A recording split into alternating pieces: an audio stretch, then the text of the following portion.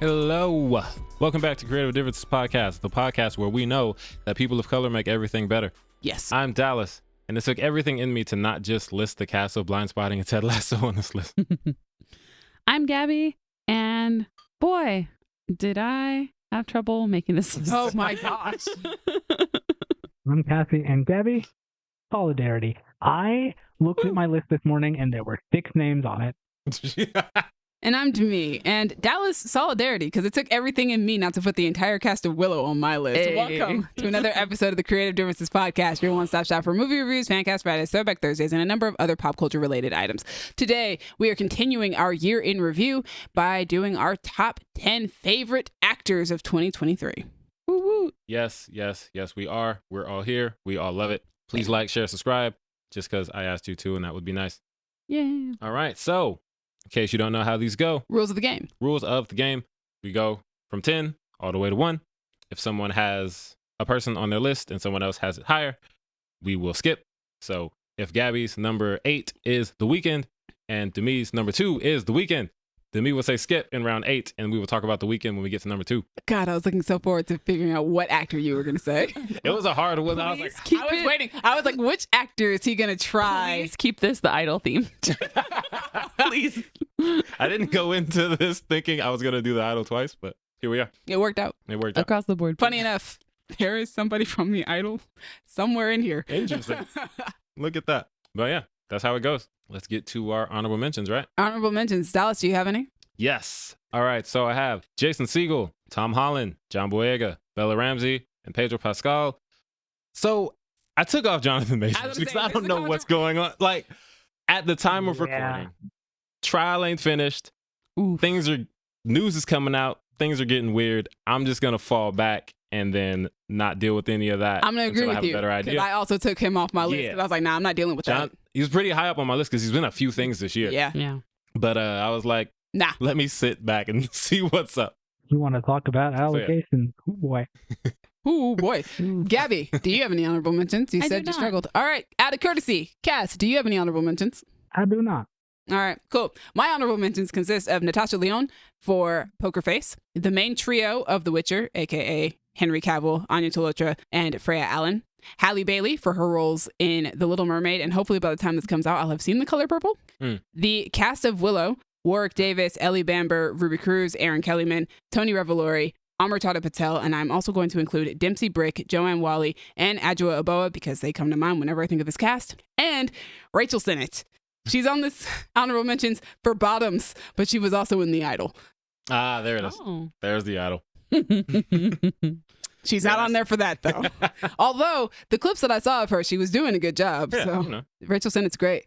All right, number 10, Dallas. Number 10. So I never do the cast of blank for my list. I try to split Pick them up one. to the best Yeah. of my ability. That being said, my number 10 is Micah Abbey, Shimon Brown Jr., Nicholas Cantu, and Brady Noon for We Outside. Yeah. Let me The get bacon, egg, and Ninja cheese. Bacon, egg, and cheese.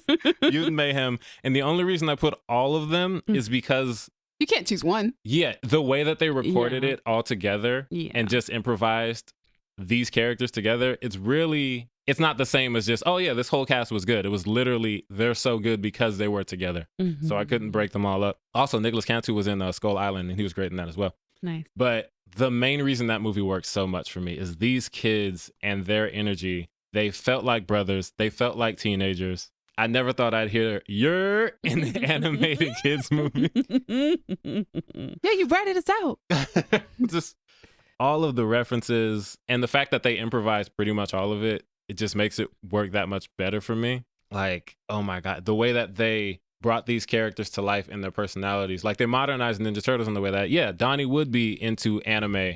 He would be into BTS. Mikey would be an improv kid. Out of these 4, Brady Noon might have my favorite performance as Raph, just because the way that he uses that rage. I dream about fighting every night. When you have a rage problem, Raph, it's not a problem. His chaotic energy is perfect for me. And I love these kids, and I can't wait to see whatever the sequel and the next series is that they do together. I hope that they get to continue to work together the same way, because I think that's what made the movie work so well. Just the fact that who knows how many people have just all been yelling bacon, egg, and cheese at each other since this movie came out. Yo, let me get a bacon, egg, and cheese. I love it. I love these kids. I love that movie. Just shout out to all of them. And that's my number 10. Gabby, what's yours? My number 10 is the cast of Across the Spider-Verse. Ooh. Because it's going to be the cast Very big moment. cast. Yes, that's why I couldn't pick just one. It was really difficult. Also, there was just so many like cameos and like surprise voices in there that I wanted to like touch on them and capture them. The highlight or the one that I'm thinking of right now that I was like, was Andy Samberg. Also, It was great. yes, that was, it was silly. It was ridiculous. It was amazing. But just so many hits in terms of that cast and so many people, and they did so great. They were all fantastic. Shamik Moore Yes. continues to kill it as Miles. Yeah. Haley Steinfeld. This is my favorite Haley Steinfeld role. She's been in a lot of stuff. Oh, is it my favorite? I don't think it's my The way my she favorite plays Haley. Gwen is just like, You haven't Good. seen Arcane. Violet. yet. Yeah, Not yet. Vi is probably my favorite Haley Steinfeld role, but she's fantastic as Gwen. Yeah. she's so good. Jake And Johnson being a dad, like, he's perfect. and let me find the Jarrell Jerome Oh, popping in. Jarrell Jerome was in there for Now 2 we can seconds. talk about For that. 2 Yeah, seconds, for and 2 he seconds, killed it. and made such an impact. I was like, I knew that wasn't the same voice. Every line he said. was like, Morales, man. like, yes. So good, also so good. great. Freaking. Okay. Karen Sony in there. Issa Rae as Jessica Drew. Yeah. Who are you thinking of, Dels? Someone I think maybe should have been on my list for how much he's been in things. Oh no. Jason Schwartzman. Oh, as yeah. Oh, the yeah. Spot. Yep. He was killing it. Yeah. And his performance going from comedic in the beginning to Yeah. terrifying in Yeah. the end. Which is something Jason Schwartzman is very good at. Like, He was in something else recently that He's I in a just couple things. watched, He's and I in can't think of. Ballad of Submersive Snakes. oh, Yes, yeah. that's what And it he's in is. Scott Yes, Pilgrim. he was great as Lucky Yeah, Flickerman. he's having a year. He was like my favorite part of the Yeah. Hunger Games movie. He was so good. Yep. Oh, Daniel Kaluuya as Hobie. Mhm. Oh my stole god. the show. Yeah. Oscar Isaac just being stoic as hell. It's such an all-star cast. I just had to highlight it because I was like, I don't want to pick just one. Give me all of them. So that was my choice. The feel cast it. of Across the Spider-Verse. They're all amazing. Yeah. In an amazing movie. All amazing. It's hard to we didn't even touch on everybody. Like there's so many people in this, and everybody did a great job. That movie's amazing. The I Return love of it so much. Mahershala. Yes, Oh, Mahershala. no, I got it. You Is said- it Luna Lauren Valles or Lauren Luna Oh. Valles who plays Rio. Rio? Yes. So good in this The movie. internet's favorite Brian mom Tyree and Henry shit. obviously like does a great job as well. But like this is the first Rio finally gets like to get a lot more play in this movie. Yeah. And she does a phenomenal job. The monologue that she gives, I remember listening to that the first time in the trailer and crying. You're just like, It hits. yeah. Yep, It hits. definitely hits. Cassie. All right, Cassie. All right. My number 10 is Ryunosuke Kamiki, who plays the main character in Godzilla -1. Very And good. Very Carries good. that movie and does a spectacular job. So good. Yeah. Yeah. I was not anticipating being as emotionally invested in that film as I Same. was, and a Right. lot of that had to do with him. Yeah, 100%. I was telling Caleb that, like, I was almost ready to cry for like the last 10 minutes of that movie. Just the way that Wow. they do, not even just the sad emotion, but like the triumphant emotion when he flies in on the plane. Mhm. They're like, oh my God. I know his first name is Koichi, but they call him by his last name most of the time. As they usually do, yeah. Yeah. But like when they see him and, you know, what his plan is, Mm-hmm. and when they're worried that he's going to do it. Which, like, Mm-hmm. even though I had predicted what that was going to be from the moment that I was so He hoping got in that the that was gonna- still felt that triumph when it happened. It's just like, yes, oh, Phil, he's so good in this movie. From the jump, too. From the Oh, yeah. minute he comes on screen. Because that initial scene when you first see Godzilla Mm-hmm. and he's like freaking out the entire time, like, I'm like, bro, when he's I on don't the blame plane, you. like, yo, shoot it. And it's like, bro, how? It's like, And then I like can't- the fact that he has like that like behavioral tick for the rest of the movie, like he Mhm. plays it very well. He plays the trauma and the post traumatic stress of that situation extremely well. He Better really than does. I haven't seen a lot of Godzilla movies, but Mm. like I've only watched the American ones, Mhm. and compared to the American ones, like it hits real not different. a lot of people are playing those characters with post traumatic stress except for Bryan Cranston. So Yeah. Yeah. I've only seen like the first half of the original Japanese one. So Mm. Yeah, Shigeshima is his name, and just like the way the character grows, Mhm. kind of from this like just scared guy to this dark, angsty the Punisher, but for Godzilla.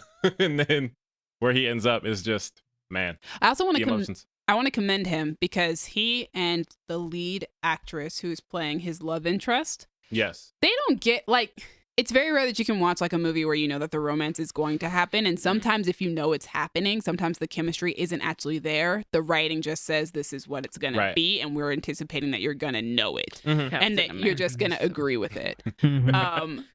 But in this one, like when it time jumps that year, I'm like, oh, they're together now. like, and I believed it. I totally would. They weren't together. I was very sad when I found out they weren't. They were so believable and had so much chemistry that it didn't take much screen time for me to just be like, yeah, no, they're together for sure. You know, part of that is him as well as her. But and to give a proper shout out, her name is Minami Hamabe. Yes, and she plays Noriko. Yeah, great movie. I was highly invested in their relationship the whole time. Same. Cool. My number 10. Got to bring out my own teenage actors. My number 10 is Ariana Greenblatt for her roles in 65, Barbie, and Ahsoka. I forgot she was the girl in 65. She is. Oh my God, she is? Yeah. I thought about that last week and I was like, but isn't she like a teenager? I thought the girl in 65 was like little. Yeah. Ariana is a very young. She's 16. She's 16-year-old. But she's also growing very fast because if you look at her in 65 and then look at her in Barbie, there's almost like a significant age difference but she is at that age range where it's like, no, you're growing up and you're doing it very, very fast.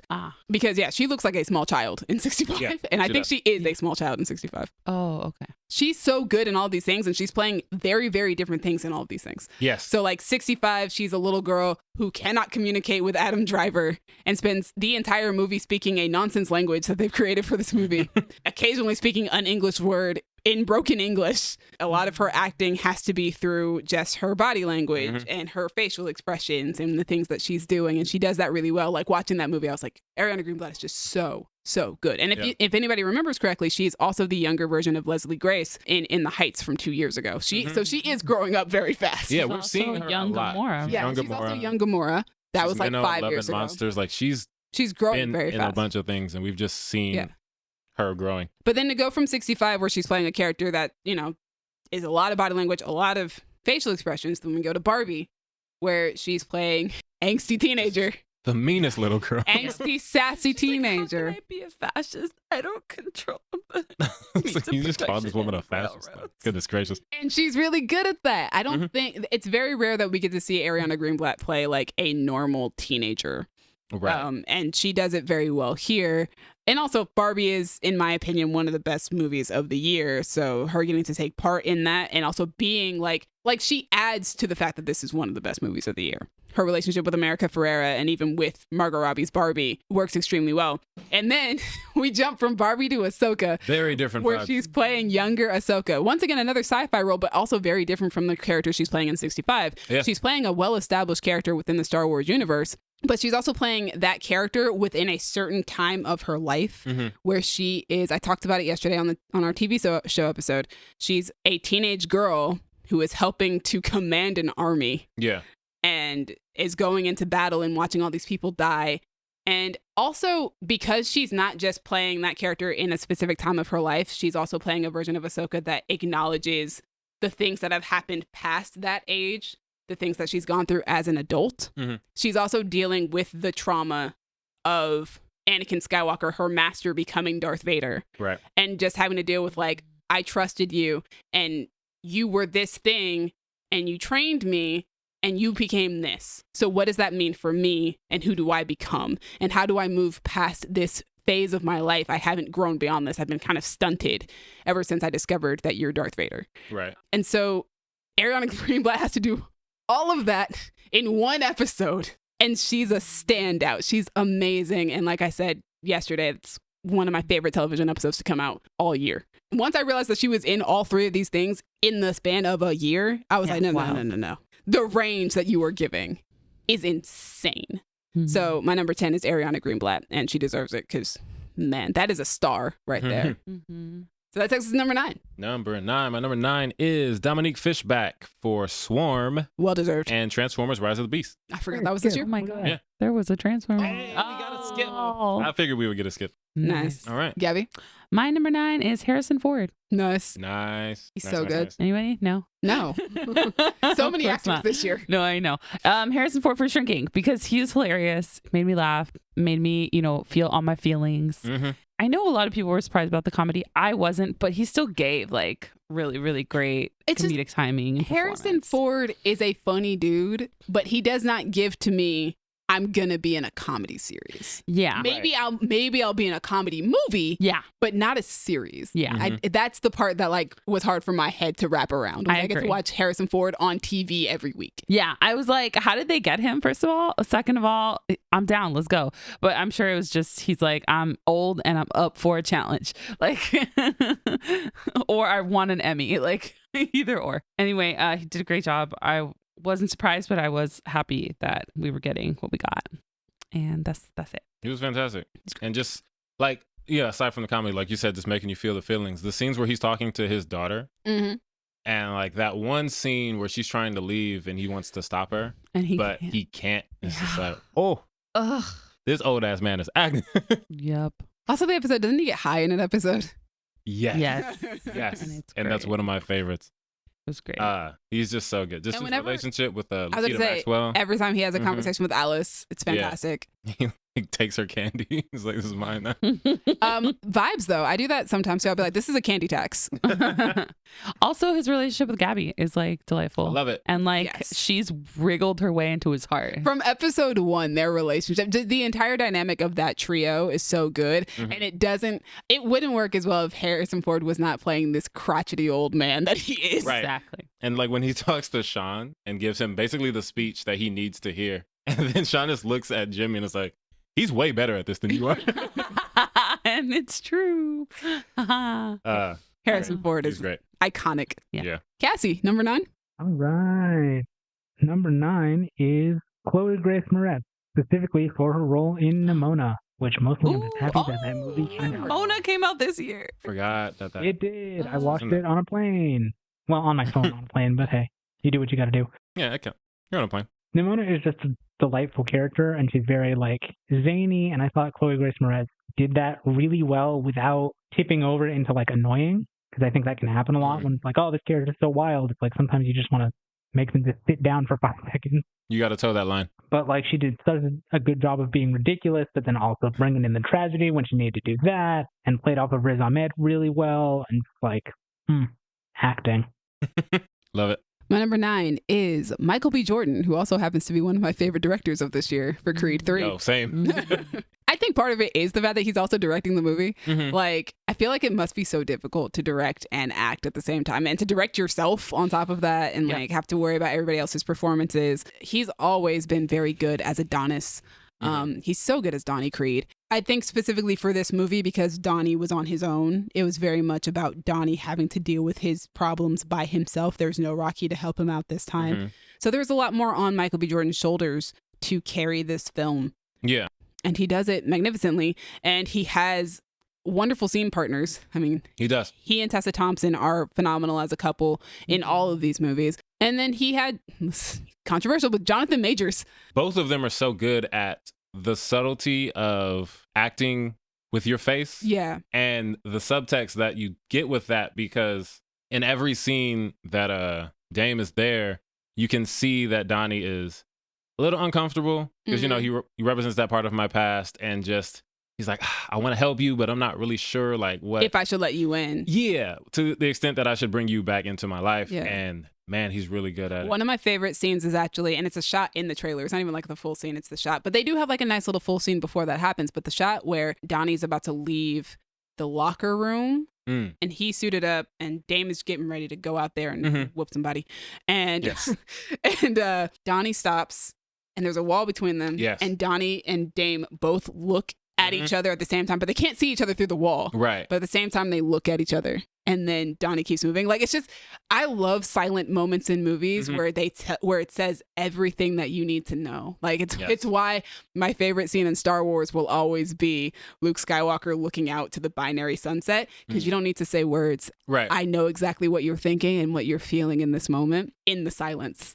And I felt the same way, like, with that moment. And plus, Michael B. Jordan every single time has to do all the physical stuff too. Yeah. That goes with playing Donnie. So And I will say, last thing I'll say is that speaking of directing yourself, this is the first time I've watched one of those directors on directors videos with Michael B. Jordan I and Ben haven't Affleck. watched that one yet. It's so good. And the way they talk to each other about, because they both have that experience Yeah. of being an actor, being a director, directing yourself.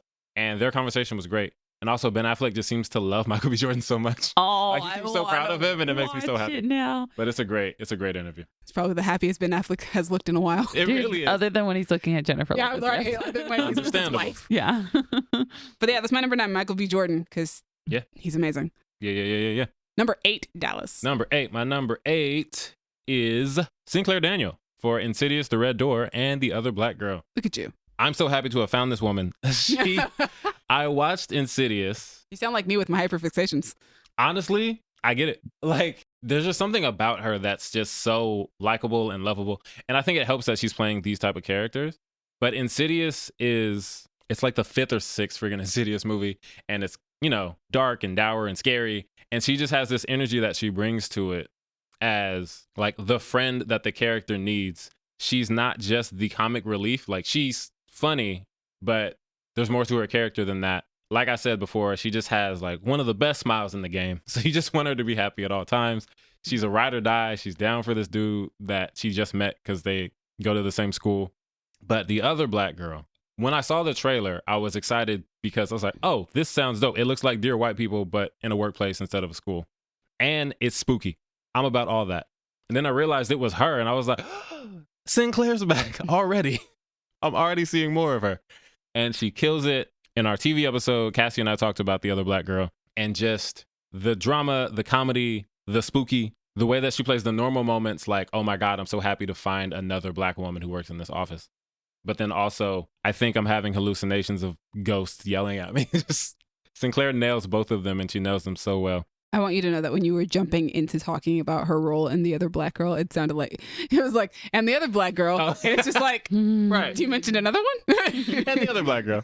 Which is funny because the last person I mentioned was Dominique Fishback. Yeah. So, speaking of The Other Black Girl, Sinclair Daniel. But yeah, she's great. I hope to keep seeing her in a lot more stuff. Just keep giving her roles because I want to watch her more. That's my number 8. Gabs. So my number 8 is Tyler James Williams from Abbott Elementary. I love it. Mostly because he's just the funniest character on the show to me, because it feels like he's the straight man. Yeah. I love that. His reaction to everything.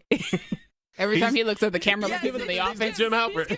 He's Giving us the Jim Halpert and looks at the just camera. the Jim Halpert of it all that's what makes me laugh. Same. Is like him being like, are you seeing this? Mhm. And also because there was a line he delivered in season 2 where Janine was like, oh, he's like, I checked out that movie you recommended. And she was like, oh, you saw the movie? And he was like, of course I did. I want to know. Or I think he said, like, I take all your recommendations seriously. Mhm. I want to know why you like things. And I was Right. like, Yes. that is the most romantic line I've ever heard. I want my future partner to know that's absolutely something that you need to say to me. Yes. I recommend these things because I want other people to like the things that I like, and I want you to understand why I like them. Yes. It was literally the most romantic line I've ever heard on television. Or maybe ever. Like, it was like he saw her and I was like, oh my God. It's so funny. We talked off mic about a subject I'm not going to get into, but Gabby was like, we're too close. Because the things I know about Gabby are things that maybe I shouldn't. But our closeness brings me to a place where I watch certain things. Gabby will be nowhere around. I haven't seen her for days. And I'm just like, Gabby would love that. Aw, friendship. Like that line, when he saw it, I was like, oh, Gabby's going to love that. Oh, I did. I'm gonna talk about more romance later because yes. I'm gonna keep pushing until I get Gabby to watch it. Oh, But yeah, it's probably gonna work. he's fantastic. He's my favorite character in the show. Yeah, he's a straight man. He's So funny. he doesn't have the same kind of energy that they do. He doesn't, or the same kind of patience. and he shouldn't. Right. No, but watching his character sort of start developing that is Mhm. also great. Start to find his place within that dynamic. Yes. And I'm so happy for him because I've been watching this dude since Everybody Hates Chris. Yeah. Yes, like- we all have. Yeah, and then like I even Walking watched his Dead. Disney Channel movie, Right. Oh, what? Let It Shine. Let It Shine, which Coco Jones is also in, and That's Trevor true. Jackson. Ooh. But yeah, he's just, man, he's great. And also, seeing him in that do-rag in the newest season, it was so funny to me. I just loved it. I was like, oh, they got Everybody Hates Chris in the do-rag. Oh goodness. It's fantastic. He's great. Oh, I love him. And that line. That line may actually be the main reason. She's like that line, just the line delivery. Just he did a great delivery, and just that the fact that it exists in the world, and it's just so romantic. So I love it. Okay, All right, we can move on. Cass. We can move on. Who's your number 8? Number 8? Yeah. My number 8 is Dominique Fishback. Hey, There you go. look at that. I've talked about her at some point because she is so good in Swarm. Like, Extremely good. I want to say deadpan menace, where it's like it's both at the same Great time. way to describe that. It's Yeah. so good. Someone Man. on the outside looking at her would be like, yeah, she's just chilling. Inside, she's probably thinking about how to chop your buddy up into like 10 pieces. And Dominique plays that so well. And one of the things that is like a cheat code for getting on my actors list is one person playing different characters or different types of people. Mm-hmm. And the way that Dre transforms into Tony in the last episode, Yeah. Tony is essentially a different person. Yo, that was wild. I was confused. I was thinking, what's happening? This can't be Dre. How did we get here? Dre don't act like this. Dre don't talk like this. Dre don't walk like this. This is not Dre. And then you see Dre come out Yeah. toward the end and like, oh, there she is. Shout out to But- Kiersey Clemens. Right, great episode. But yeah, Dominique just kills it. And All the way through. all the way through, she plays this off-putting humor and the way that the show does comedy that works super well. What did you say? What kind of menace? Deadpan menace. Deadpan menace is the perfect way to describe that whole character. She kills it. She also had some great scene partners because who knew Billie Eilish could act like that? Wild. But even that, the scene where she's talking to Billie Eilish about, she's recounting that story. Oh, with the snap? It's like- yeah, and like, I think that's the scene that got Dominique on my list because of the way she's shifting and recounting that story. And it reminds me of Daniel Kaluuya in Get Out when he's telling the story about his mom to Evil White Lady. And like, Catherine Keener? yes, Catherine Keener. And like that tear comes down and you can see him like struggling with the story and not wanting to talk about it. Oh. And that's the same kind of vibe that Dre has, except Dre has the deadpan menace that Daniel Kaluuya doesn't. Yeah, because she, will kill somebody. He Like won't- her story is very different. Like he thinks he was responsible for something that happened to somebody. She definitely was. Yeah. But yeah, great pick, great actress, and really good in Transformers. I like that movie way more than I expected to. Obviously, she doesn't have as much to do because Swarm, she's the protagonist, and it's a horrifying story. Transformers is, look at these robots. Also, these niggas from Brooklyn are here. But it works very well, and she does it very well. And Danny Rojas, right? Yeah, but he's one of the robots. Oh, never Yeah, mind. Danny Robots. But yeah, love Dominique Fishback. I'm glad that she was on both of our lists. And that takes us to Demi. Cool. Last year, I had the entire cast of Critical Role on my list. This year, I decided to chop it down. My number 8 is Marisha Ray and Laura Bailey for their performances on Critical Role, which is funny because I also could have said The Legend of Vox Machina, but no, they are specifically on here for Critical Role. Nice. I love Laudna and Imogen so much. I invested 260 hours into that Oh, boy. relationship before they got together. Finally got together after like 260 hours, and it was so worth it. I wanted to throw things across the room. I wanted to cry. It was so magnificent because of how great Laura Bailey and Marisha Ray have been in playing these characters the entire way through. Because the thing is, like, most of these actors that we have on this list, most of them are, going by a script or like, there's like even if they're not like, in the case of the Teenage Mutant Ninja Turtles, I would assume they're going kind of by like a guideline. Right. Like, we just need you to hit these points. Yeah, this is the scene. Go. Yeah. Critical Role is like, nah, you can do whatever you want if you feel, and like, these are professional voice actors, so they're going to do what they feel like is in the character, like is in the vein of what their characters would do. Right. And both of them even just separately, the story, like Laudna, both of them had like they got separated and had a really rough time. Laudna more so than Imogen. Imogen actually had a great time on that separation trip. But Laudna went through something extremely traumatic where she ended up murdering Utkarsh's character.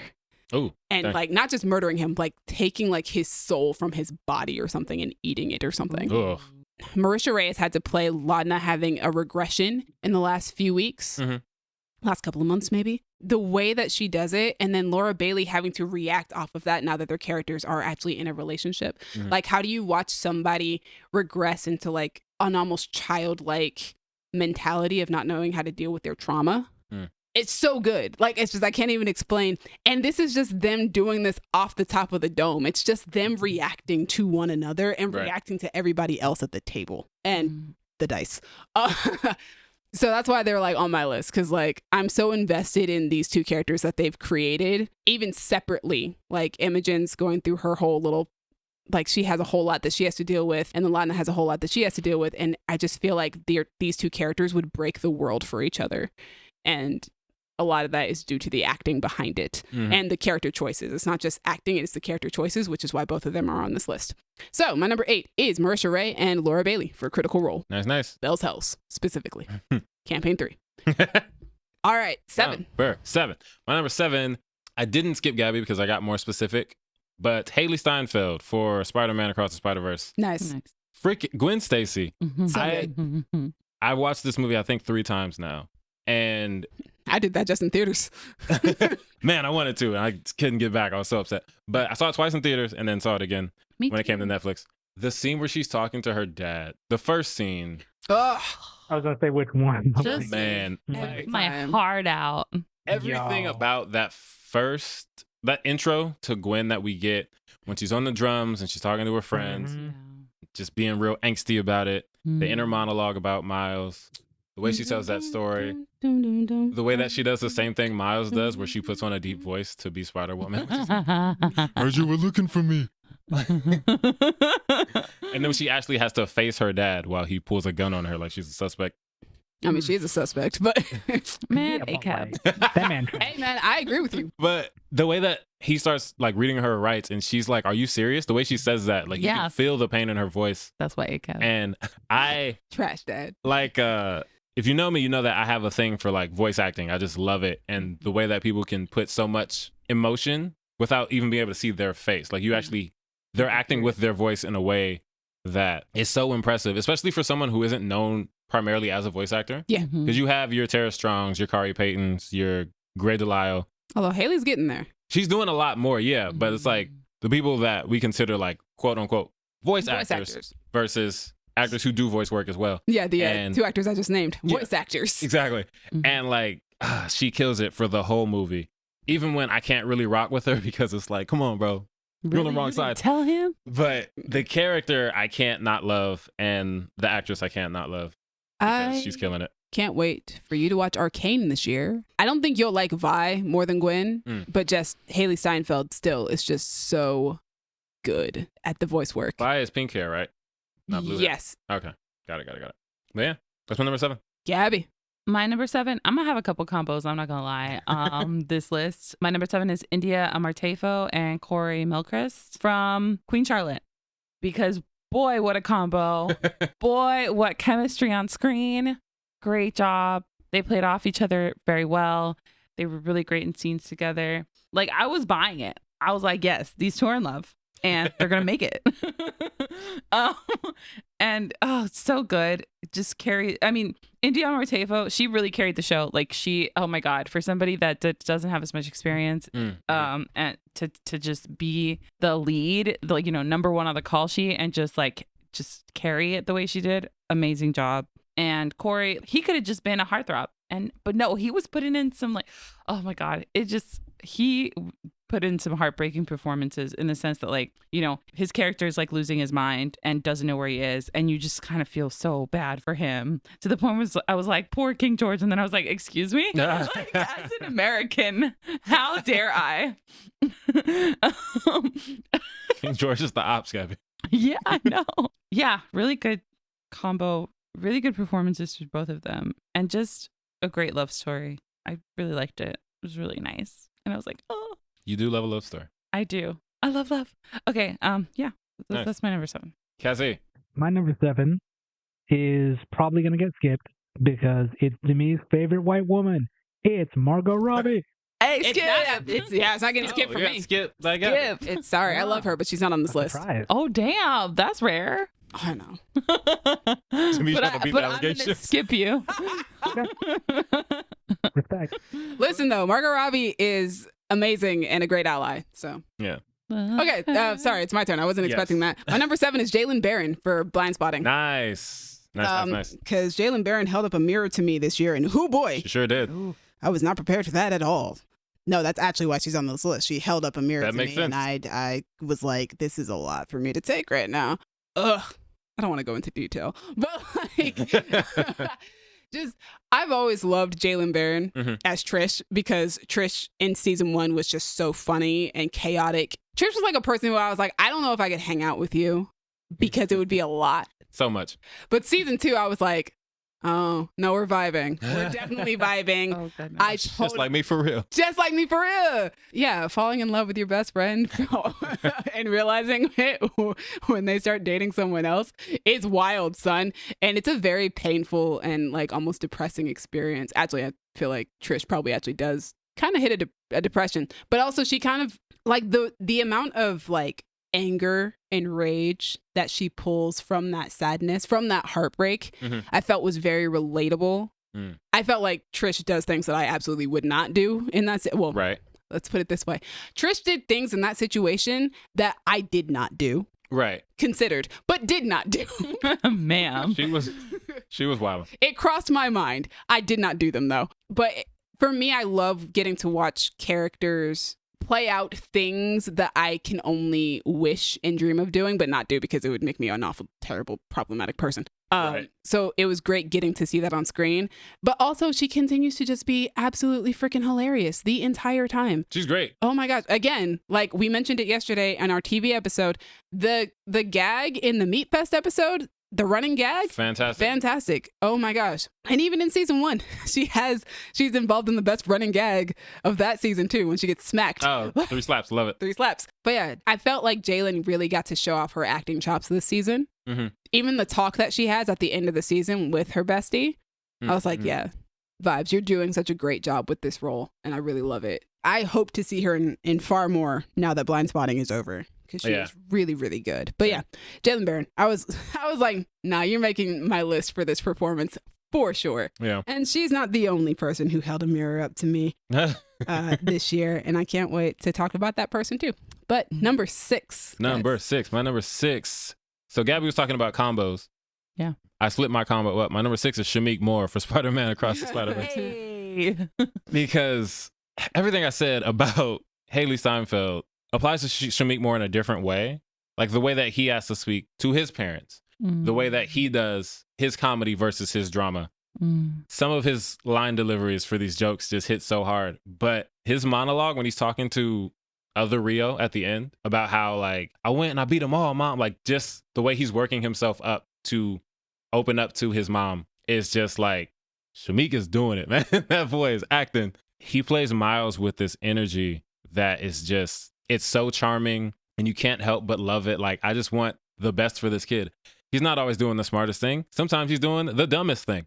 But I love Miles so much. And a lot of that is because of Shameik's performance. When he's talking to the spot, he's like, man, you're barely a villain of the week. Like, just he has this energy to him that I just love. He can pull out the emotion. The scene that, the third time I watched it, I was actually at Kayla's parents' house. Little Gabby, she came in and she was like, oh, we were just watching this. And she was like, my mom keeps talking about the line of, I'm going to do my own thing. And then when Liz came in, we were watching the movie. She was like, oh, Miles, I love when he says, I'm going to do my own thing. And Gabby was like, see, I told you.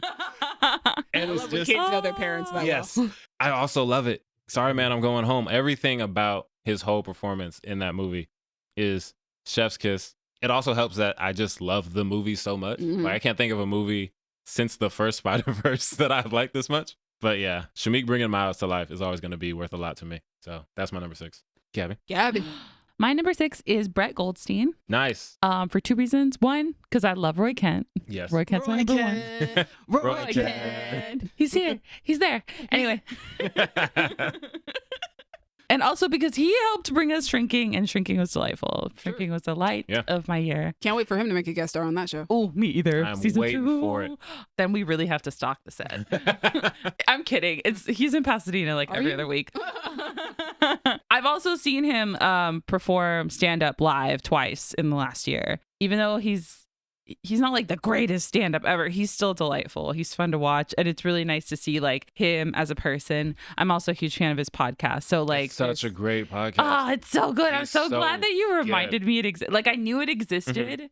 I'm just glad that you reminded me it It's existed. the most just wholesome thing in the world. Like, if anyone gets famous and needs a pick me up and a boost to the ego, go on.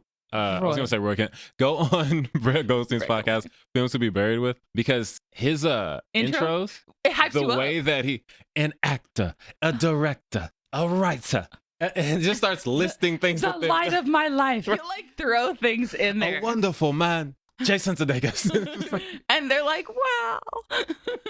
But also, you could tell he's just, this is more of my tell that he's a genuinely sweet man, is that how happy all the women on the show are to be interviewed by him. How like sort of carefree, and they're giggly, and they're just like delighted to be there. And there's like, it's like he's a safe person, because he gets a lot more out of like women that he interviews that I've seen in any other like podcasts usually. Like I just don't see women as like relaxed as they are with him, which also to me is like just green flag. The Hannah Waddingham episode is one of my favorites. Oh, it's so good. It's before they had good sound, but it's still very good. Oh, and he loves her so much. He does. He's like, oh my God, I get to work with my hero. I love him. He's great. Roy Kent's fantastic. He's part of one of my favorite ships of this year, the friendship of Roy Kent and Jamie Tart. Hey, bro TPs are a thing. Bro TP, 100%. TP. I love it. He's great. Roy Kent is great. Love him. Before we move on, there's one moment that Kayla and I really love where Rebecca comes in to yell at Roy in the locker room. And she's like, Kent, get your hairy ass into my office now. And then all the players are like, ooh. And he looks at them the way that Roy Kent does. And he's like, every last one of you knows my ass is not hairy, and none of you spoke up. I'll never forgive you. And he leaves, and Isaac's like, so good. He's right. We're cowards. Oh, it's such a good moment. It's such a good everything.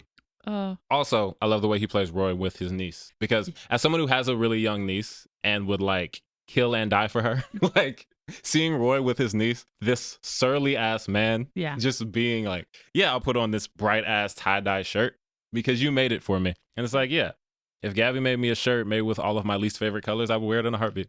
Aww. But yeah, Brett Goldstein's fantastic. Cassie, what are we on? Six. So my number 6, the other black girl in the other black girl, Ashley Murray. Love that. Literally the titular other black girl.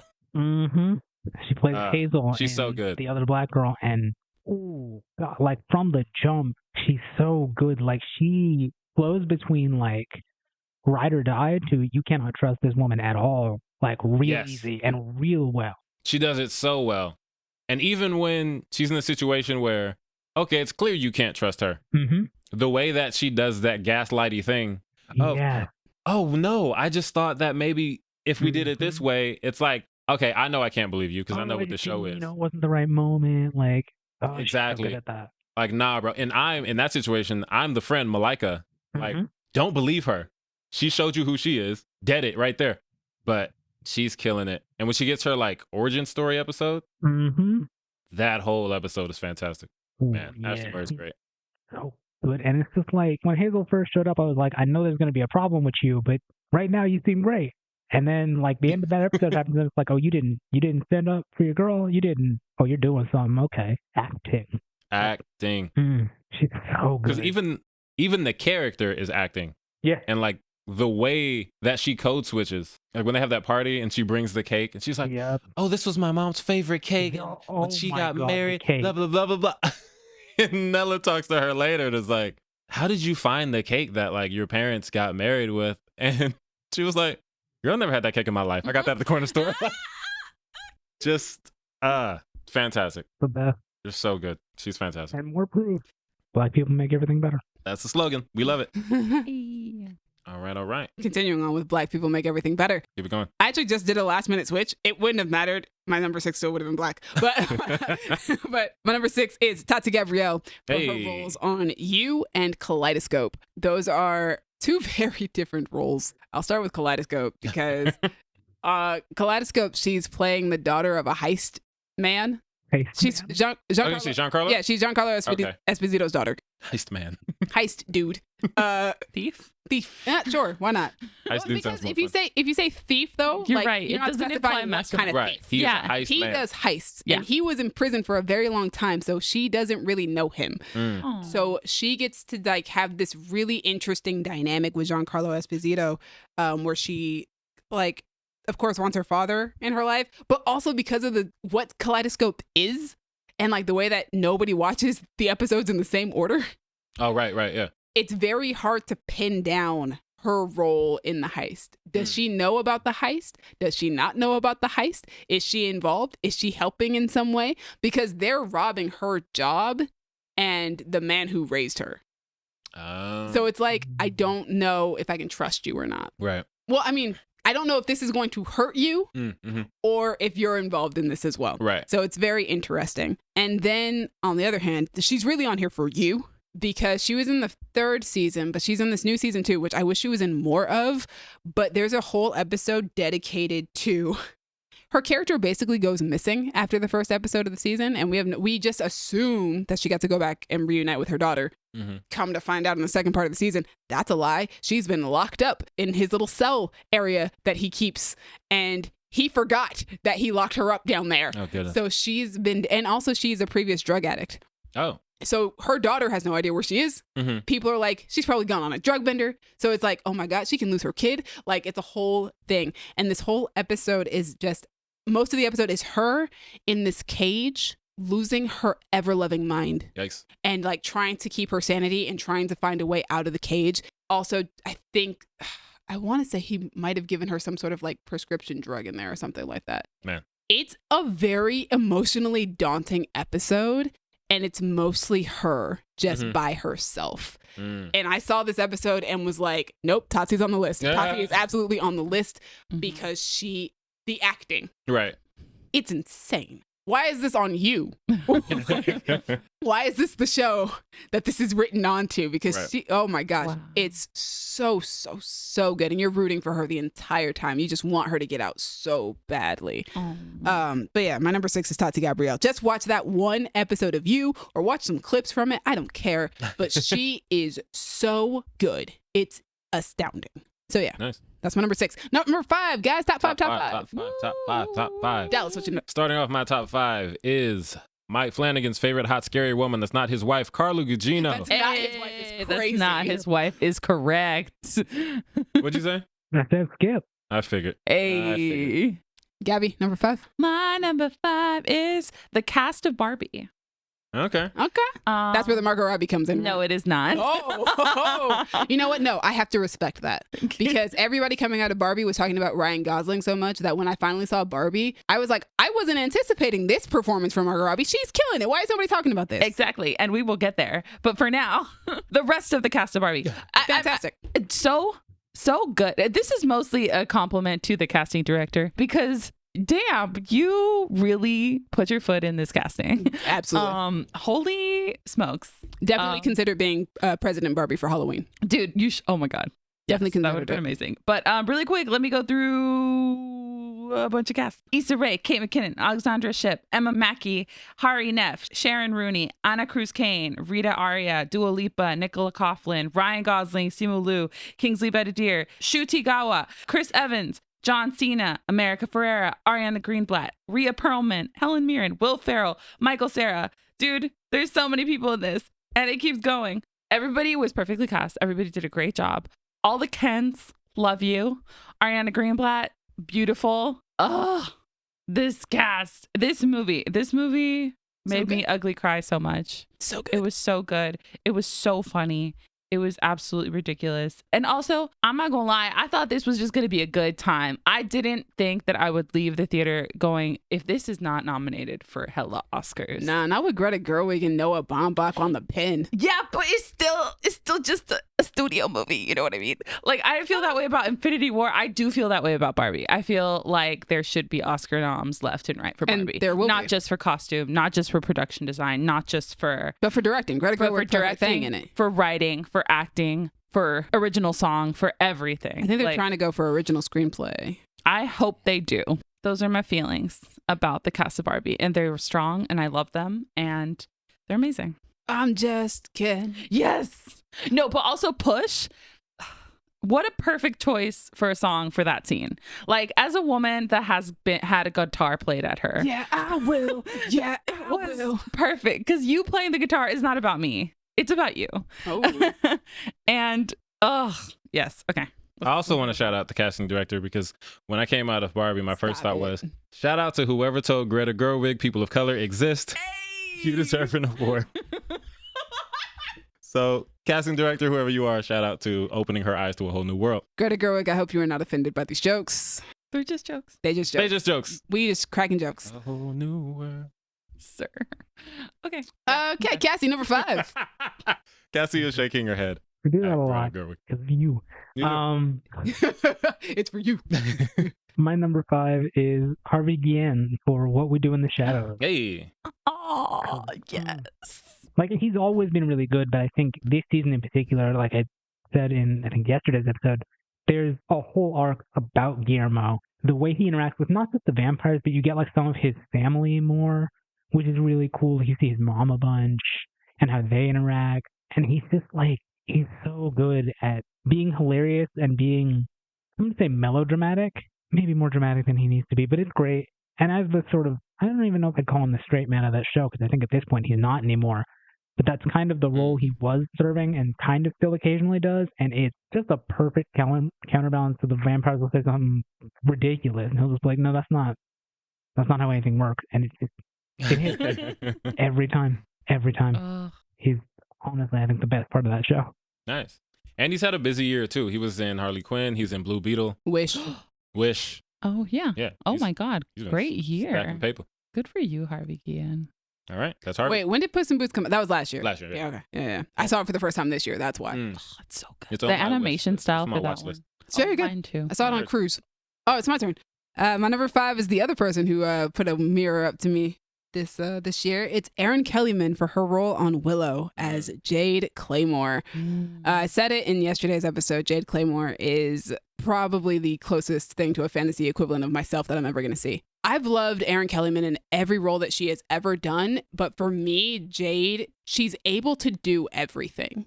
I feel like every other role she's done, there are certain aspects of her that you get to see. So like Falcon and the Winter Soldier, she's mainly angry and like disappointed with the way that society is run. But with Jade, she gets to grieve, she gets to fall in love, she gets to be happy, she gets to be angry, she gets to be sad. Like she gets to like go across the entire emotional spectrum. And she's wonderful at it. I think this is, like I said, I think this is the first time that we actually get to see Erin Kellyman really get to just do everything. And also she's basically like one of the romantic leads of the show. And we were talking about romance earlier. Yes. And Erin Kellyman to me is peak romance on this show. When her love interest gets basically threatened at one point, she puts a sword to the guy's neck and goes, "Please remove your grubby hands from my princess." Yes, from my princess. And like there is another the love confession scene that she has, and like her confession is like the beginning of her confession is, "I am just totally ridiculously desperately in love with you." And I'm just like Stop it. Stop making fun of me. and like that whole scene is the tension and the drama. It's so good. And I've never gotten to see Erin Kellyman fall in love on screen. So, and she's perfect the whole way through. She has to kill her father figure on the show. And so that scene is so hard for her. But knowing that that scene is, all of her dialogue in that scene is fully ADR. It's just her trying to match her lips while she's on screen, her face, she is sobbing. Right. So it's That's like, tough. Oh, wow. yeah. So she's like, I now have to recreate this performance months later. Yeah. And my like God. recreate it. And it's such a good performance. The scenes that she gets, just everything that she gets to do on the show. And the fact that like she loved this character so much only adds to the reason why she's on this on my list, because it was so clear. If you watch interviews with her or just the behind the scenes footage in the documentary, she's so very much is like, I know this is just an interview, but I don't want to go. She's like, I love this so much. And she talks so much about how much Jade meant to her and how if she had gotten to see a portrayal like Jade when she was a kid, she would have been far less confused about her feelings because I think she's a lesbian. And so like it would have helped her with her sexuality so much. And just Jade meant everything to Aaron Kellyman, but Jade also means the world to me. Right. And just like so much about Jade, from her idealism to her want for love and all those things. I'm like, I relate to that so much, and Aaron plays it so well. Mm-hmm. And so like this is one of those times where she's on the list as a mixture of her performance, but also just of the character she's playing as well. Those two things come together. Yeah. I hold Jade closely in my heart. That is, I'm like, I get you, girl. I understand. So that's my number 5. It is Erin Kellyman. All right. I think this is also the first time I've gotten to put her on my actors list, so I'm very happy about nice. it. I'm happy that it's for my favorite character that she's ever played. Yeah. Number 4, Dallas. Number 4. My number 4 is Jason Sudeikis. Hey. Ted Lasso. Himself. And Theodore. Fool's Paradise, which he popped in for like one scene. Wait, what? Yeah. Everybody's in that movie. I just wrote that down because he's technically in it. This is all for Ted Lasso. Yeah. Ted Lasso. I do that too. I'm like, Come on, technically they're in Theodore. this, Let's but go. Let's talk about Theodore Lasso. Theodore Lasso. Jason Sudeikis. Theo Lasso. I think part of the reason why this performance is always so impressive to me is because it is very against type for Jason Sudeikis. Oh, yeah. Like 100%. Jason Sudeikis was never this guy. No. He was never cast to be this guy. No. He's good at being this guy. He's fantastic. Nobody is this guy. Ted Lasso. Yeah, is no, just he's perfect. this aspirational level of wholesome. Yeah. Like we talked about in our TV episode. One of the things I always see about Ted Lasso, if this is a comedy, why am I crying? Yes, exactly. So most the comedies scene- nowadays. Ooh, Right. Yeah, They really like hit to you play that right line. in the field, hair. man. Yeah. But like that scene where he's talking to his mom Oh. and she's talking about his son, like your son misses you. The way he just breaks down and is trying to force those words out, I was thinking, Jason Sudeikis is a way better actor than he was ever given credit for before this show. Oh, yeah. Obviously, since the show came out, he's starting to get Emmys, Golden Globes, this, Yeah. which he should because he's amazing. And he plays it so well. The comedy, he plays perfectly. The drama, he plays perfectly. Just the panic attacks, he plays perfectly. Oh, yeah. Everything about Jason Sudeikis in the show, I adore it. Which isn't what you thought. Like, this isn't what I thought I would get out of this character when the show started. I thought I was going to get like a sort of bulletproof kind of like wholesome. Yeah.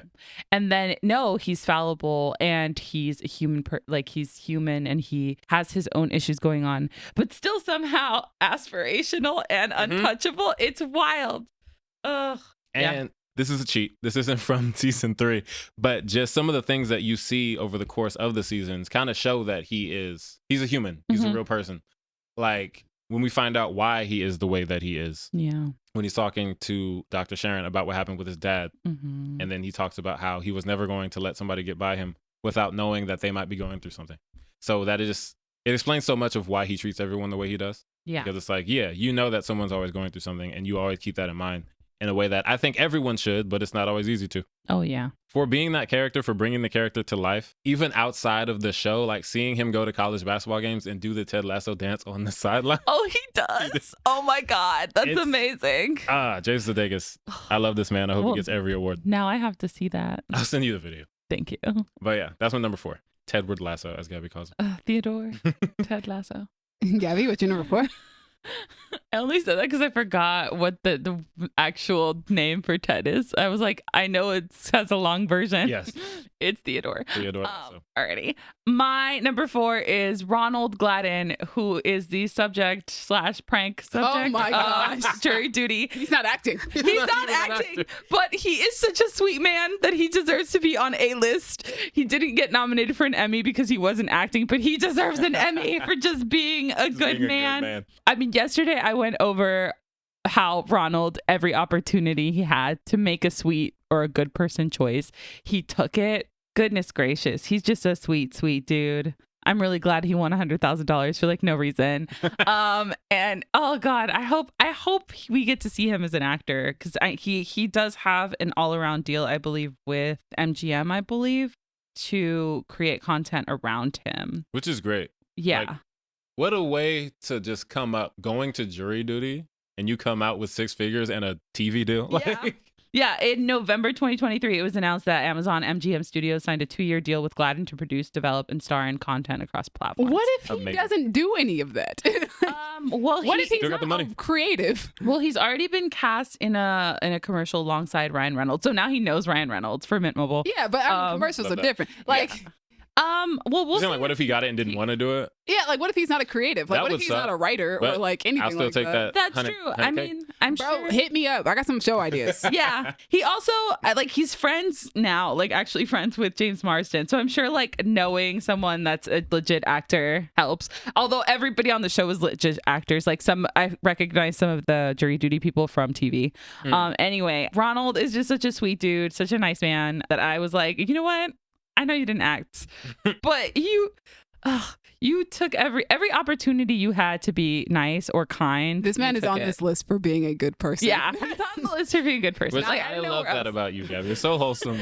He's just really nice. He's so want him on my nice. list. Dude, they would have like one day off a week, and one of those days off, he took the guy next door, the one that was weird and creepy. He took him to the store to help him like pick out outfits to like help with his wardrobe. He's just a nice man. Nice man. Okay, onward. Cassie, what's your number 4? My number 4 is Melanie Linsky for Yellow Jackets and The Last of Us. Ooh.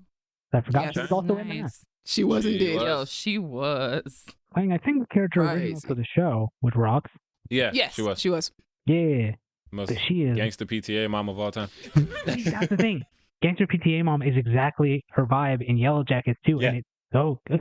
Gangsta PTA Karen. Exactly. No, for real, because Killer like, Karen that's out the here. whole thing with her as an adult in Yellow Jackets. She's the housewife who like she takes care of the home and her kid, and then like somewhere down the line she's pointing guns at people and chopping up bodies, and it's like, this is the best. In Yellow Jackets? Yeah. She has a type. Like she does Oh my a really good God. job of like playing a character who you can tell is trying to distance herself from the terrible shit she did in the past, but can't get away from it. And like when it Mhm. comes time to deal with it, she's about that business. Damn. Like Love it. I think it's in the first episode of the show, like there's a rabbit in her garden and she kills it and butchers it and like feeds it to her family for dinner, and it's just like the way she looks when she's butchering it, like, yep, I've done this so many times. I know exactly how to do this. This is nothing.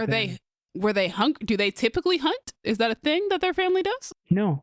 Well, no. Okay, No, well. not as the adult version. No. She's a housewife. She It's doesn't. like you could have gone to the She grocery just store. wanted to kill something. Well, She no, wanted but to kill like something. you could be a housewife in like the country and need to hunt. She had told her daughter to leave some meat out to defrost, and her daughter hadn't done it. And so she was like, well, now I gotta go get I know that meat. feeling. And then she looked in the It's a wild backyard and way she's to like, respond to well, that. there's that rabbit that's been eating my flowers, so I'm gonna just get that. I'm sorry, Dallas. Have you never been the child whose parent told them to defrost something No, and I'm you saying forgot? that killing a rabbit is a wild way to respond to Oh, a child. okay. If my mom told me take the meat out Mhm. and I didn't, and she went to the backyard Killed and the murdered rabbit. something, I'd be like, That's "There's a a food choice. for less down the street, mom. What's going on?" The Vons is at the corner. Right? Yeah, we didn't need to do that. exactly. That's the thing. Like, she will bake brownies for the bake sale, but also she will kill a man. She will kill a bitch. And no one so good at both of these things. She's like, brat, brat. Like, Yeah. Well, all right. Ready to drop a body at any minute. Mhm. what a wild turn Melanie Linsky's career has taken. Right? I like think of her and I think ever after. Yeah, me too. Who would have thought? Not me. me. Oh man. Okay, so my number 4 might get skipped. It is Jasmine Cephas Jones. Skip. Yeah, I knew it. Hey, double skip. All right. That takes us to number 3. Number Dallas? 3. Top 3, top 3. Top 3. Jasmine Cephas Jones. Yes, we did it. Hey, same for me. Oh. Hey, let's go. Go, go, go. I love when I get skipped just for it to pop the up. next one. Just for Dallas to immediately be like, and that's It's my usually number 3. Dallas. It's Yeah. always great. Dallas. Yeah, we be vibing. Yeah. Mm. But yeah, Jasmine Cephas Jones for Blindspotting, killing it. Immaculate. So something I did not mention for Jalen Barron Mhm. is the roller coaster scene that both of them do, Oh yeah. where they're sitting at the front of the My roller coaster God. and Yeah. don't change their expression. Which, by the way, I have tried. I did it at Disneyland on a loop roller That coaster. I scene tried. is such a masterclass in acting without like doing anything. They just, well, that's the problem is they weren't like their faces just don't change, and I'm Mhm. just. I remember finishing that scene and being like, "How are you not Right? responding to any of the Like- stimulus of being on a roller coaster? Even just the wind. How do you like how? Nothing." Especially considering how much fun they were having before. Like Yeah. just the one thing that can be said to you that will just kill your Yep. Kill your entire vibe. Mm-hmm. And then for the rest of the They- whole ride, they just had that, especially with their friends behind them. Uh-huh. Just Earl and Janelle, like having the time of their lives back then. Uh-huh. Whoa, yeah, yeah, yeah. And then just watching these two in front, just Stone cold oh face. god, Just so I think that's just like the epitome of just like you Mhm. want to see like something great that you've probably never seen before. Mhm. This. For me, like Jasmine I know Stevens Jones is great. it's season 1, but the scene that always sticks in my mind is when she wrecks the hotel room. Mm-hmm. Because Yeah. that, like, she's wrecking the hotel room, she's rapping, she's being mad as hell and just flawless. I think another great epitome of Jasmine's acting on this show, because we already talked yesterday, we talked about the scene of her walking down the street tipsy and doing the rap Mhm. at the same time and having to pull out that rage. But I think another great epitome moment for me is the end of the show between her and Miles, where they don't say anything. Just, I said it earlier, those moments where you don't have to say anything, but it says everything. Which is so funny because when I'm like, we all have those lines from things that we reference that nobody knows what we're talking about. Oh yeah, we One of reference mine Blindspotting way too often. Is like, there's a scene in the movie where Colin and Miles are looking at each other, Mhm. and it starts off like it's going to be serious, and the way that they play it for laughs, but Don't talk about the the way emeralds. that don't talk about the emeralds is a line that I say out loud so much. Don't talk about the And I emeralds. have to always remind Kayla why I'm saying it. What are you talking about? It's like, it's I Blindspotting. consistently, Talk about the emeralds.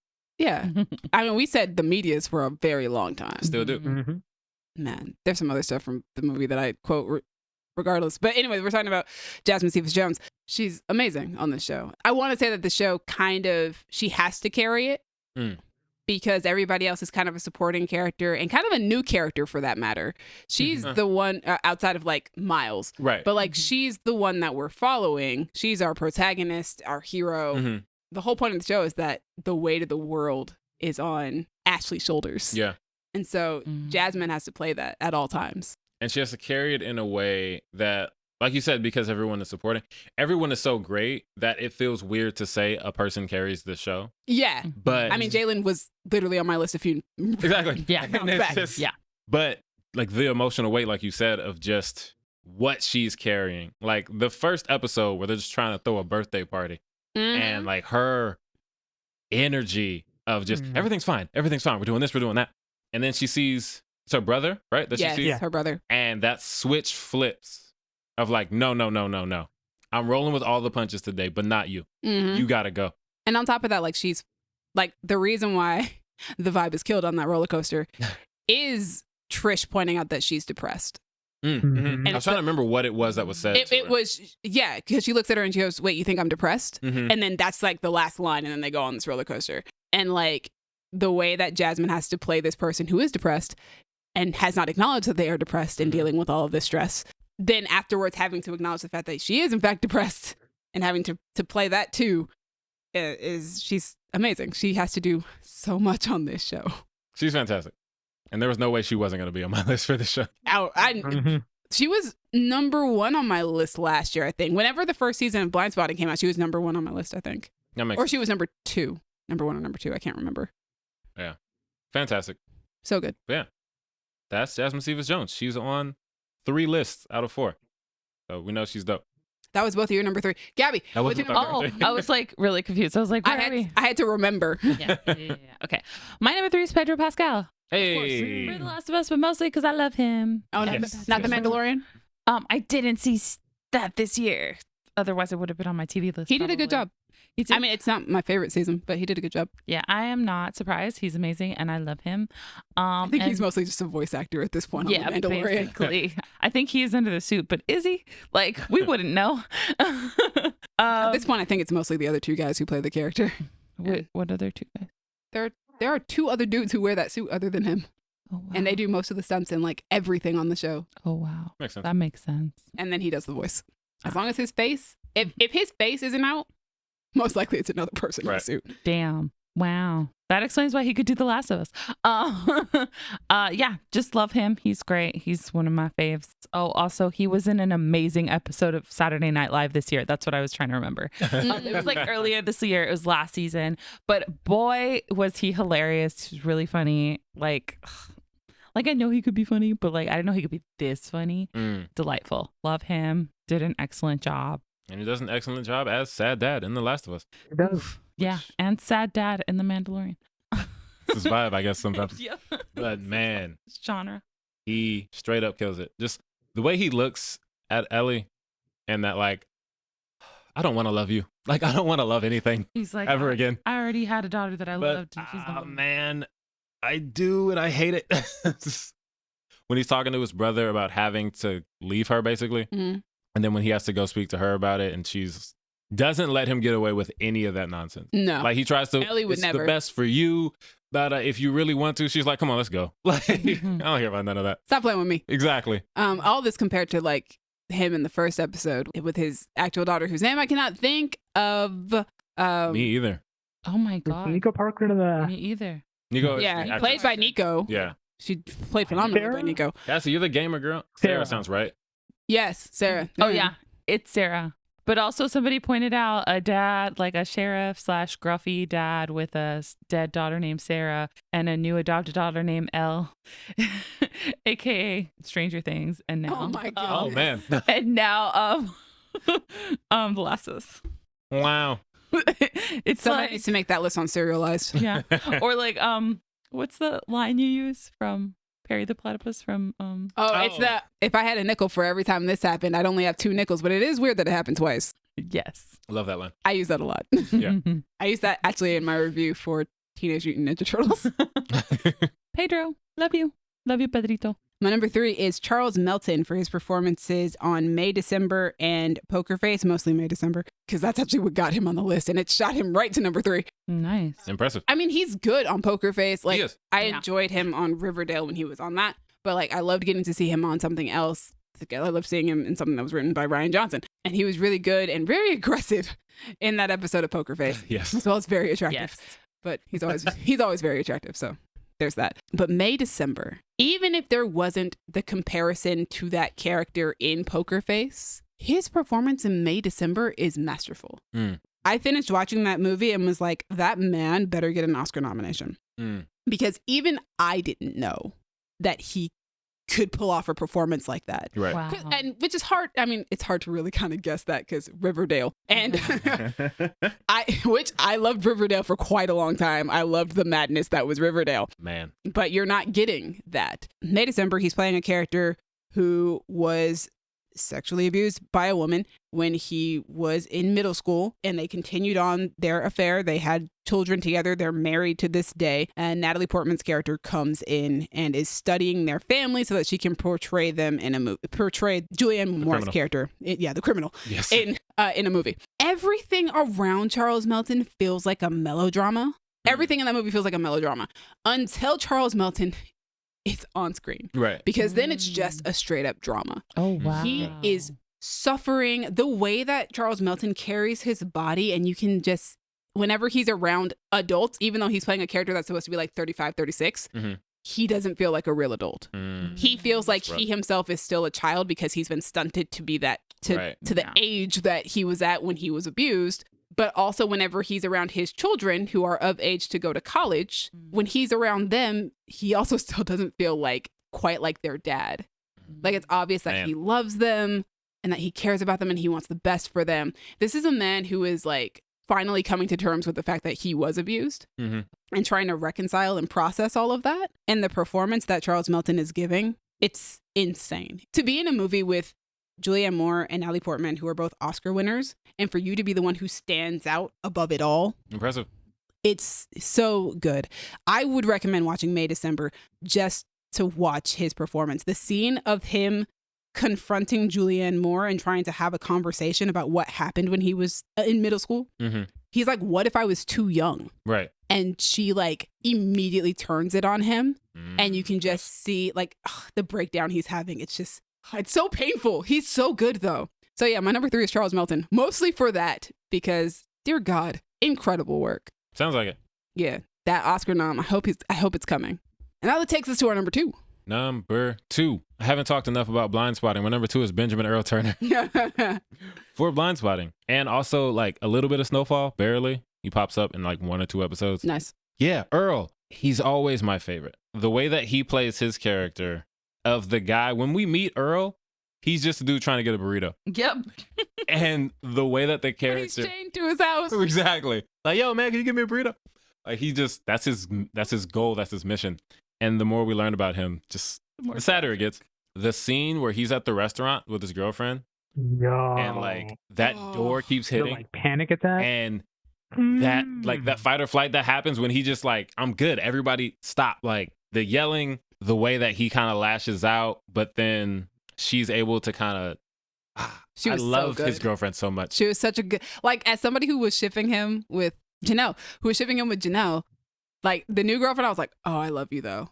You're like actually like the perfect girlfriend for him. Shout out to the actress Tamara Tomakili. She's also in Winning Time. She plays Magic Johnson's girlfriend. She's just so good, and she plays that role in Blindspotting so well. The stuff gets spilled on him, and then she goes out in her dress and takes the wine bottle and just like pours it on the dress, like, well, we're good, we match. And like, I love them together so much. Also, San Quentin Blues, man. I will bring it up every time. He's so good. Earl has this, when you meet him, he has this kind of goofy, chill, laid back vibe. But in every musical performance that he has to do, it's like, oh, this is different. I see what you've gone through and I see how it really affects you. He's just so good.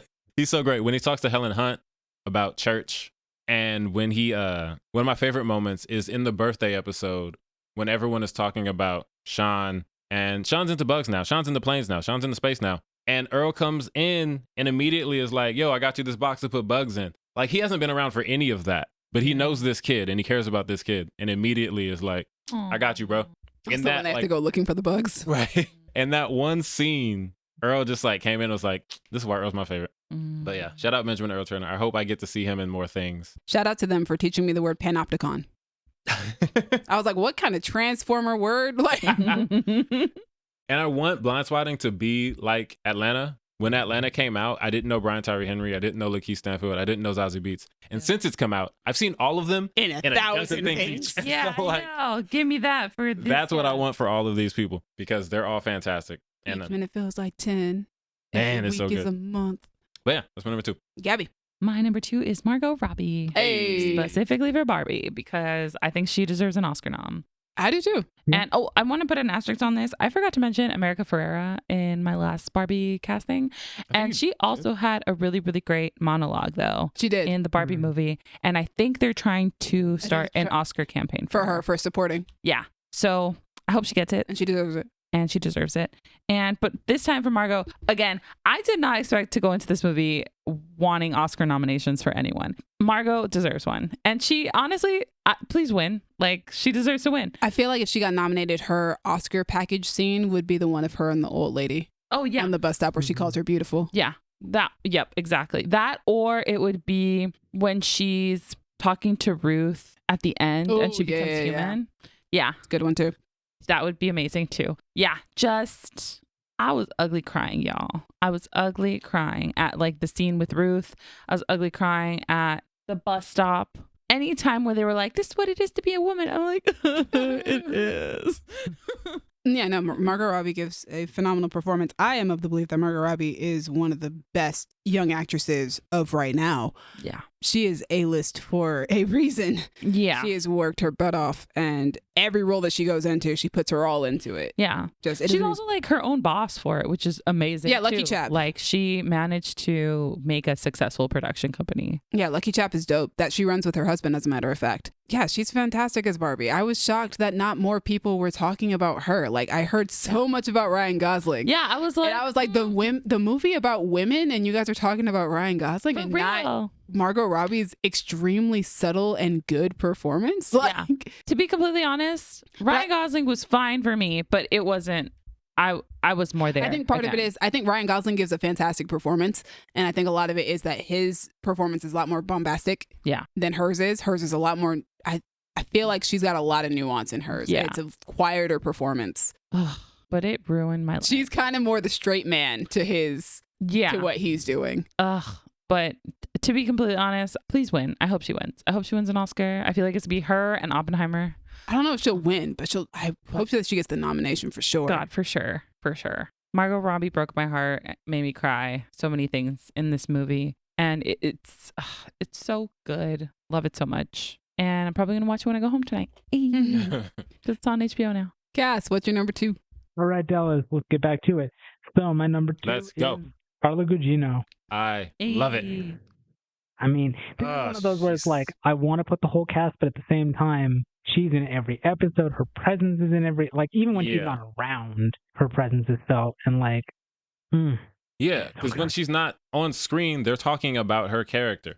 Who is this? Why is she always here? What is she doing to us? I'm gonna be honest. When I saw the trailer, I saw the cast, I was like, I want Kate Siegel on my list this year. But the way that the show was formatted, I couldn't because obviously she's not in every episode. But Carla Gugino is, and she kills it. The conversation she has with Mark Hamill's character, that last meeting, just talking about like, you know, all the evils of people and their greed and everything like that, and the respect that they have for each other, because he's like, you know, I'm not scared of nobody, but I respect who you are, what you do. She was like, yeah, bro, y'all gonna have to come with me.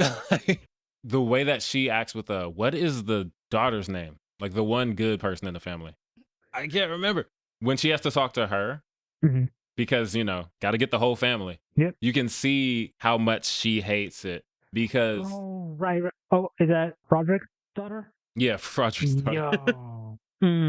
Yeah. That scene was rough. Because, you know, when she's talking to all these terrible people, telling them what they're going to get, she's enjoying it.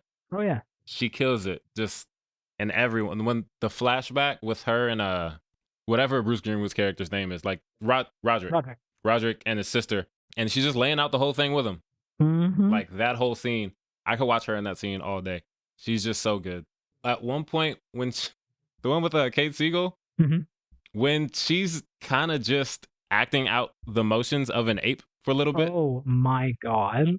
It's terrifying. I watch it and I was like, this should be goofy as hell, but Carla is selling it so well. And man, everything about her is fantastic.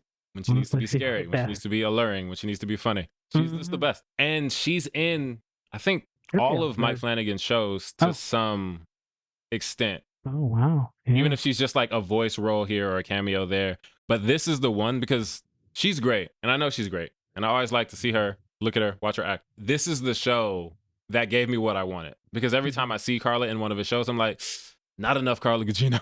Yeah. So then with this show, I was like, we finally got it. He went out of Netflix with a bang, gave us all the Carla Gugino that we wanted. Verna, man.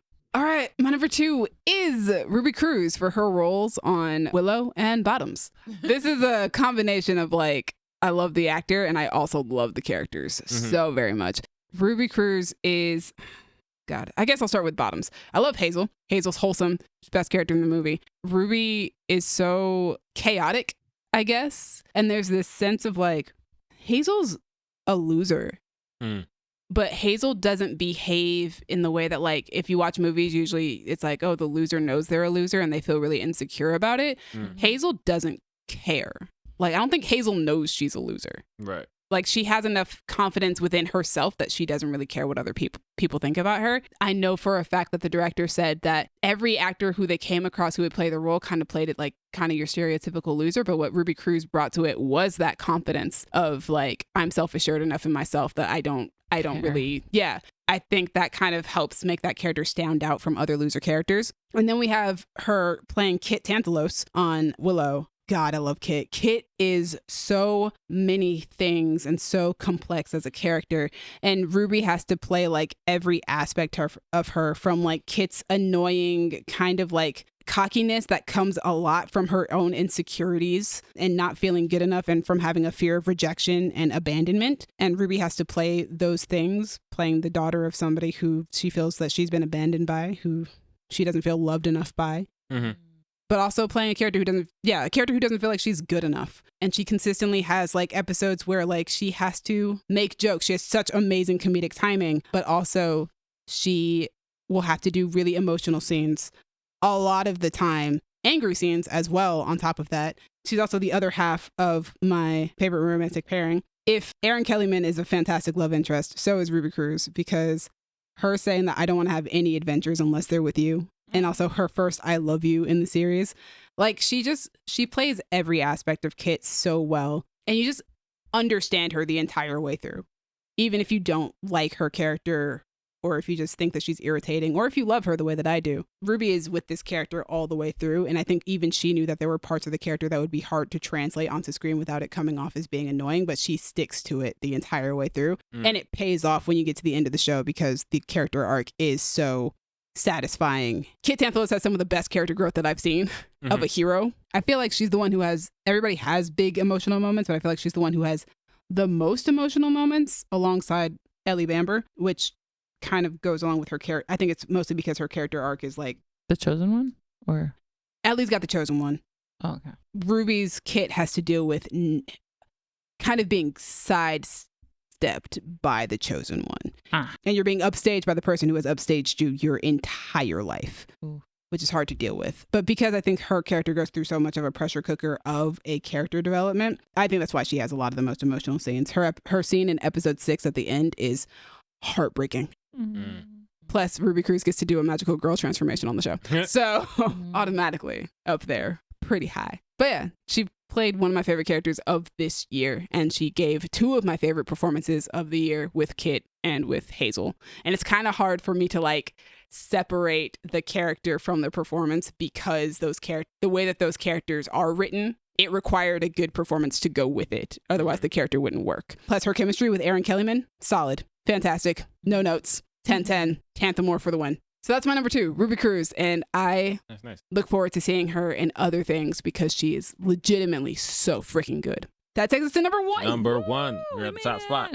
My number 1 is, I think, the only person who was on my list last year at number 5, Damson Idris for Snowfall. And a little bit of Swarmer. He was giving Chloe Bailey some back shots. Dude, oh my gosh. Why? Why what? Eric. Ask the writers. Not Eric. It happened in the show. I don't know what to tell you. But yeah, mostly for Snowfall. You know, back shots are cool, but that's not why we're here. Wow. Snowfall. In our last episode, the TV episode, we talked about, you know, some of our favorite redemption arcs. The opposite of that is what Damson has been doing over the last 6 seasons, to the point where he starts off being like a normal kid, and then he becomes a drug dealer, a kingpin, a murderer. The opposite of a Brett Goldstein intro. A murderer, a kingpin, a drug dealer, a monster. One of the scenes I really love from the previous season, the season that everybody didn't like, is where he's having a drug trip and he has to talk to another version of himself. Oh. And that version is basically calling him out on everything. He doesn't want to believe it. He's like, what? I help people. And then the dude just starts listing off all the people who have been killed by him or his minions. Ooh. Is what the other person says. And it's one of the best scenes that he's acted in. But and then this season, he's just full on, I don't care. I'll be evil. Like his aunt, who turns out to be one of his biggest enemies in the show. Ooh. At a funeral for, you know, the person she loves most, Franklin is still essentially blackmailing her. And she says, like, you're the devil. And he's like, yeah, I know. And walks off. And I'm like, this is a very different Franklin. And Damson plays him all sides of it very well. And the finale takes place over the course of like time jumps. And we just see him become kind of more and more unhinged. He has these scenes where he keeps going back to talk to his mom, who's in jail. And every time he talks to her, the way he talks to her gets worse and worse. Like at first, it's like, Mom, why did you do that? Like, look, we can still make this work, blah, blah, blah, blah, blah. And then it's, okay, Mom, I need your help, just da-da-da-da-da. And then by the last time, he's just screaming at her and cussing her out.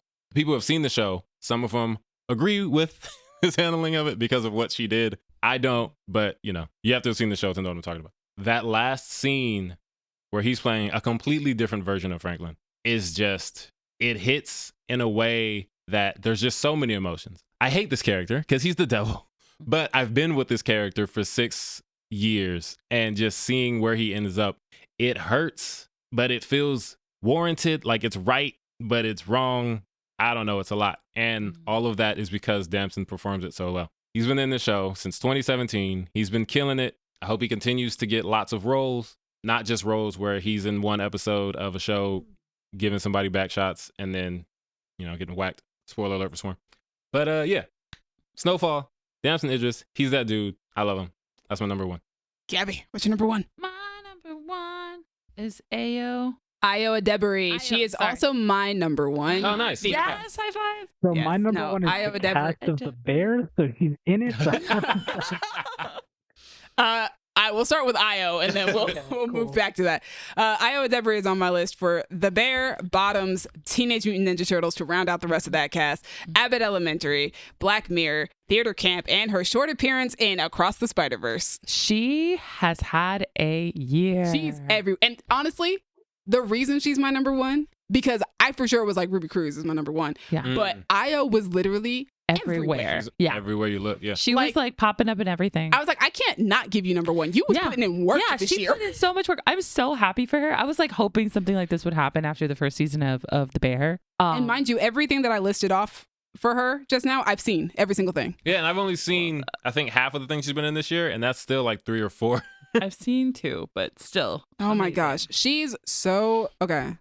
Bottoms. Yes. I was just talking about bottoms. She's Bottoms. so good in bottoms. Dude. And I love it Hilarious. so much. Oh my gosh. I was so happy that Ruby Cruz was in it so I could put her at number 2 because I felt better about her being in 2 projects. Yes. But oh my gosh. Bottoms. Oh my God. She's so funny. And not only is she so funny, she's a good love interest. Yes. I'm like rooting for her. I'm like, yes, get the girl, but also stop lying. Like, yes, exactly. Yes. Like stop being a menace, but also, yes, like, get the girl. All of these lies you tell it are not necessary. Yeah. I'm so glad that she wasn't like a loser at the end. Oh, I mean, she kind of still was, but her girlfriend isn't. Was so a hottie. Hottie cheerleader. And then The Bear. The Bear is labeled a comedy, but like in comparison to Bottoms, no. The Bear is a drama. Bottoms is 100% a comedy. Yeah, The Bear is a drama. Yeah. And she is dramatically acting all the way through. Oh, yeah.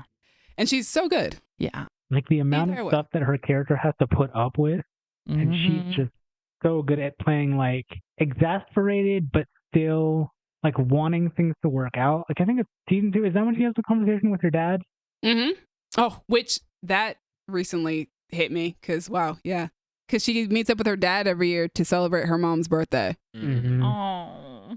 And yep, that's a lot. It'll hit. Yeah. It'll hit. Yeah, and the whole point of her arc was that she was so afraid of failing again. Mm-hmm. And her dad kind of putting that idea back into her head and her trying so hard to make sure that she doesn't fail again. That's a lot. It's a lot of pressure to put on your shoulders, especially when you're trying to like create a Michelin star restaurant. But then like, I said Bottoms is like a comedy, but also her comedic timing for Teenage Mutant Ninja Turtles. She's great as April O'Neil. Abbott Elementary, she's in 1 episode and she does both comedy and dramatic acting for that. Theater Camp, she's barely in, but her comedic timing again is Yes. Incredible. Ayo Edebiri, I think is just like, she's comedic gold. She's one of the best comic performers right now. She was one of my favorite parts of Mutant Mayhem. Yeah. It says a lot because that cast is one of the best casts I've seen in a very long time. It's a very good cast. Everyone's amazing. Yeah. But just the way that she plays off of the turtles. Like when they're talking about their dad, it's like, oh, he's definitely not a giant rat. And she's like, that makes me feel like he's a rat. Like, and that's kind of just like, that's kind of her comedic timing for like everything. Yeah. And it's just so spot on every single time. And I had to put Rachel Sennett on the honorable mentions because the two of them together, because they've known each other since college. Mm-hmm. So their acting together is impeccable. Like Bottoms just would not be the same without the two of them doing this together. Right. I can't wait to see what else she does. But like, she literally did like 10 things this year. Yeah. So she's going places. She's going places. Like that small piece that she had in Black Mirror. Like when we were watching that episode, I was like, we were all like, Ayo, what are you? I didn't know she was gonna be in this. What are you doing here? And it's just funny because it's a variety of like small and big roles. Yeah. Which tells you like where she was in her career at each time that she was picking it up. Ugh. Yeah. But still so good. So Amazing. good. And everything that she does. All right. So Cassie, tell us about the rest of the cast of the talk Bear. about the other people in the Bear.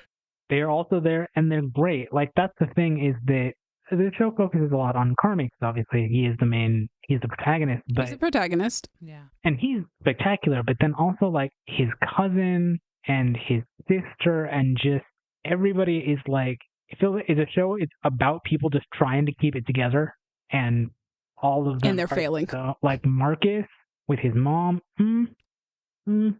I love him so much, and I was so happy that season did not end the way that I thought it was going to. Yo, for real. Oh my God. I got so scared when he left the country. Yeah. But just like, and like all of the staff members in the restaurant, it's just like everybody, they're all revolving around this guy who is just not in control of his life at any given moment. And chaos.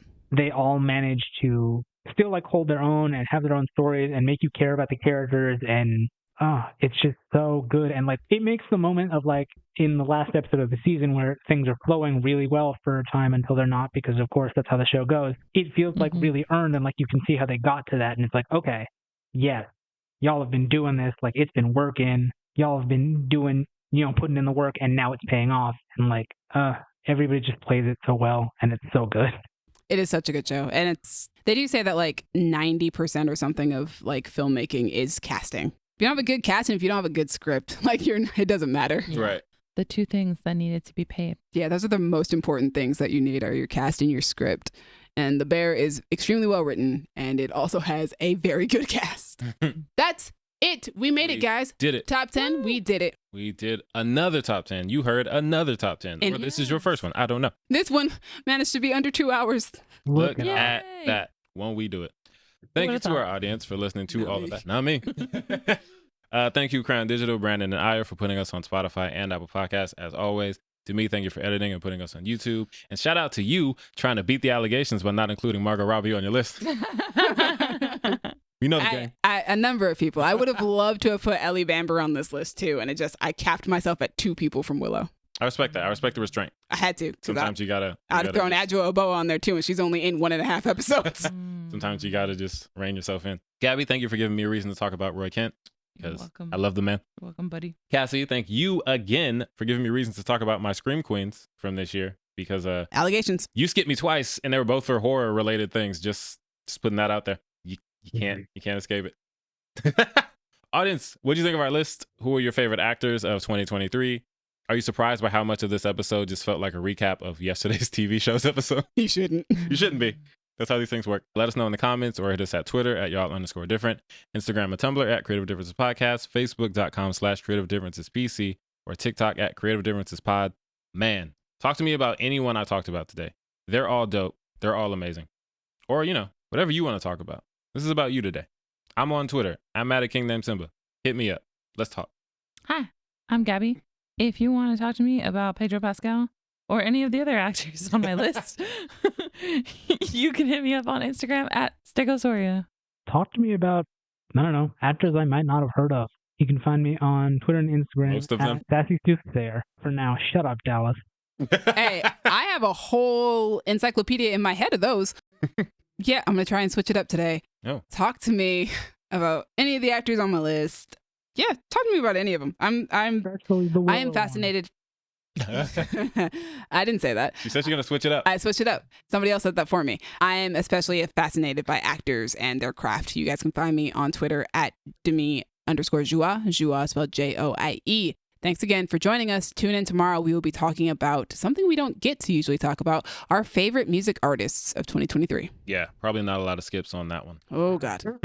But yes, tune in for that. It's been different. Bye. Bye. Bye. Gabby, Oh, God. question for Ooh. you. Oh, goodness. Glad it wasn't me. Given the evidence presented, Oh, no. who has a better shot of beating their allegations? Cassie as a horror fan or Demi Stop as a... it, stop it, stop it. Oh, my God. Dallas, stop saying I'm this sorry, on what did mic. you- I swear to Horrible. God. Dallas, stop saying this on mic. I'm gonna give it to Demi this time. I think she can beat the allegations. All right. Yeah. I have more of a chance than Cassie does. Yeah. Definitely. Cassie's like, I'm is sorry. How, not even trying. Call the House of Usher as her number 2? No. Cassie's at 100% already. She loves horror. I at least have a shot. Cassie is guilty. I hate it here. How do you think I feel?